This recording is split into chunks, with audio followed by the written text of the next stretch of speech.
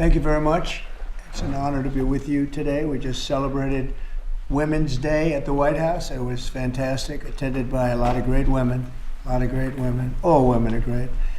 So this is the beginning of Liberation Day in America. We're going to take back just some of the money that has been taken from us by people sitting behind this desk or another desk that's not quite as nice, but they have their choice of 7, as you know. And we're going to charge countries for doing business in our country and taking our jobs, taking our wealth, taking a lot of things that they've been taking over the years. They've taken so much out of our country, friend and foe, and frankly, friend has been oftentimes much worse than foe. And this is very modest. What we're going to be doing is a 25% tariff on all cars that are not made in the United States. If they're made in the United States, there's absolutely no tariff. We started off with a 2.5% base, which is what we were at, and we go to 25%. And basically, as you know, and as you've been seeing, not reporting as accurately as it should be reported because it's a massive story. Business is coming back to the United States so that they don't have to pay tariffs. And I think also because of November 5th, the election, they're very happy. AI is coming back to levels that nobody's ever seen before. It's a new, sort of a new business, I guess, when you think about it. But it's plants are going up all over the United States, and many of them have already been started. We're getting early electricity taken care of. We're getting permits very quickly for them, and we're going to make their life very happy. They're coming in with tens of billions of dollars.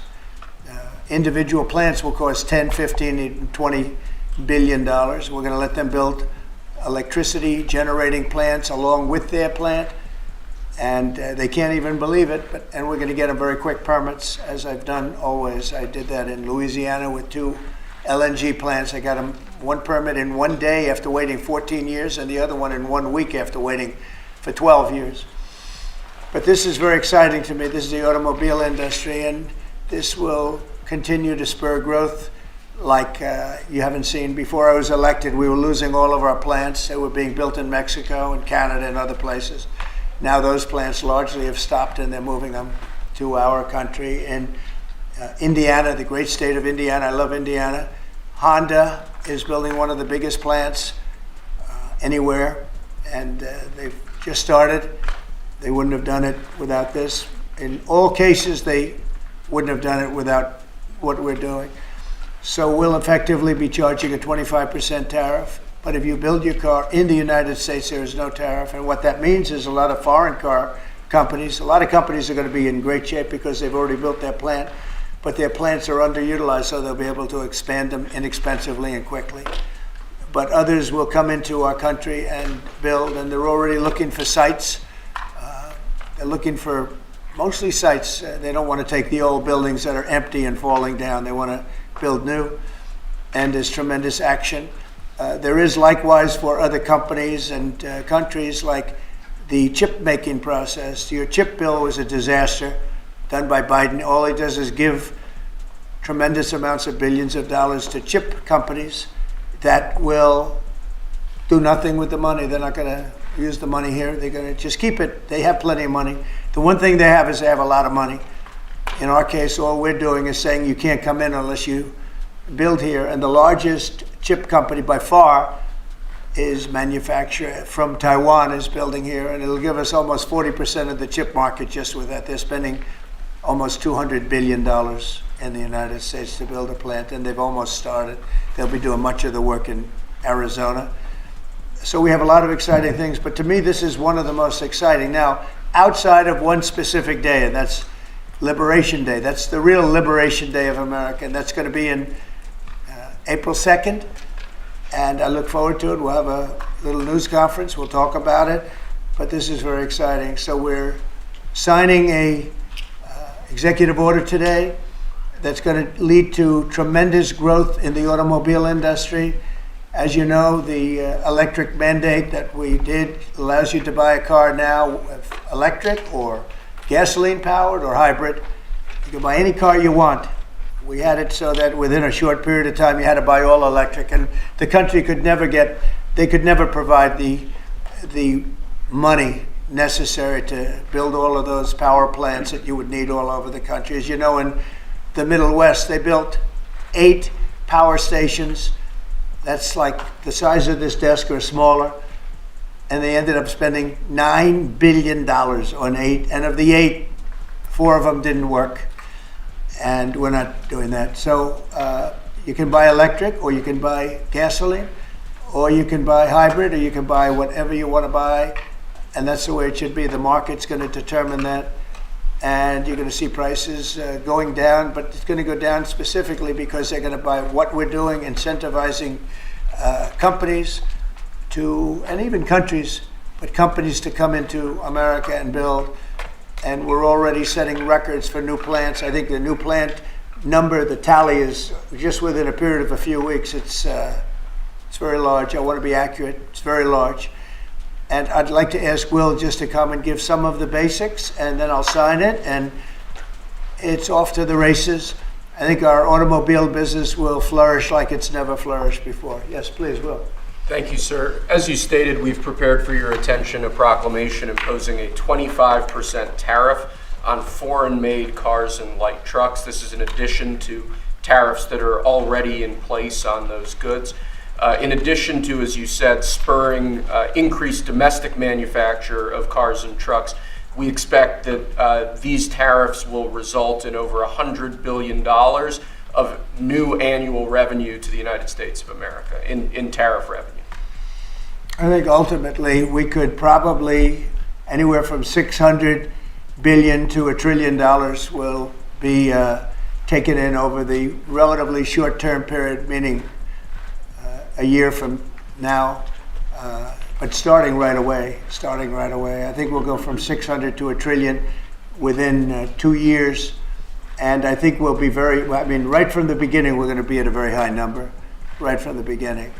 And right from the beginning, you're going to have a lot of construction jobs, but you're also going to have a lot of automobile jobs. So this is very exciting, but it's also exciting because of what's happening with other aspects. We're going to be doing tariffs on pharmaceuticals in order to bring our pharmaceutical industry back. We don't make anything here in terms of drugs, medical drugs, different types of drugs that you need, medicines.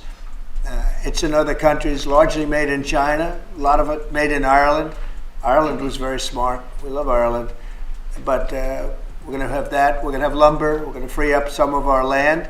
And you'll be able to meet a lot of other standards like fire cuts. If Los Angeles had fire cuts, which they didn't have, that's a gap of half a football field between areas. You wouldn't have had the fires. They would have been contained. But you have fire cuts. And by the way, you sell that wood for a lot of money, a lot of profit is made from that. But we're going to be doing lumber. We're freeing up our land so that we don't have to use outside sources of lumber. Energy, we're doing fantastically well at. The energy prices have been coming down rapidly as we increase supply, and we've already done that. We have Chris and Doug are doing a fantastic job in that. That's Department of Energy and Department of Interior. And they're working together hand in hand because Interior has the land and Energy has the ability to do the drilling and do what they have to do. Our coal areas are going to be opened up for clean, beautiful coal. Germany's opening up mini coal plants now. They tried the wind and it didn't work. They almost went out of business. They almost went bankrupt. They tried wind, which is a disaster because it's too expensive and it doesn't look good, kills all the birds, a lot of problems. But Germany is now building a lot of coal plants. China is building one a week. Think of that. And they're using coal, which is very powerful. Coal is a very powerful energy. And we're opening up our coal mines again, and we're going to do, I call it beautiful, clean coal. The technology is so good now that coal can give you tremendous power at the same time. It can be very clean. But we're also obviously doing oil and gas and various other things. You can do pretty much whatever you want. We don't like the wind because we think it ruins the landscapes, the plains, ruins them. And it's got a lot of problems. It's also by far the most expensive energy. It looks horrible in the oceans. It's dangerous in the oceans in terms of navigation. And if you look at what's happening with whales, you know, in one area, they lost 2 whales, like in 20 years, washed ashore.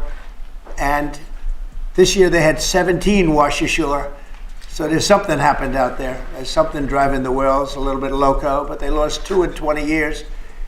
And now they lost 17 in a short period of time. So it's something wrong out there. So this is very exciting. This is going to lead to the construction of a lot of plants, and in this case, auto plants. And you're going to see numbers like you haven't seen, both in terms of employment. It takes a little while. You're going to have great construction numbers initially, and then ultimately you're going to have a lot of people making a lot of cars. And one other thing, we have the Speaker of the House with us, who's doing a fantastic job. And where's Mike? And we're trying to get approved. Mike, thank you very much for being here. Yes, We're trying to get approved, if we can. If you borrow money to buy a car, you're allowed to deduct interest payments for purposes of income tax, but only if the car is made in America. So if the car is made in America, you get a loan, you can deduct the interest. That's a big saving. A lot of people in that part of the world, in terms of buying cars, a lot of them don't think in terms of deductions. People that think in terms of deductions are very wealthy people, but people are going to start understanding what a good deduction is all about. So when you get a loan to buy a car, and I think it's going to pay for itself. I don't think there's any cost. I think you're going to have so many cars built, but you're only going to get that deduction of interest if the car is made in the United States of America. So I'm going to sign this, and Mike, I hope you can get that, because I think it's going to be amazing in terms of the number of cars that are going to be made because of it. And I want to thank Howard Lutnick, our fabulous commerce chairman. That's what he is. He's a chairman. He's a very successful guy, a great guy. And we have a big day, Howard, coming up next week. Liberation Day. That's Liberation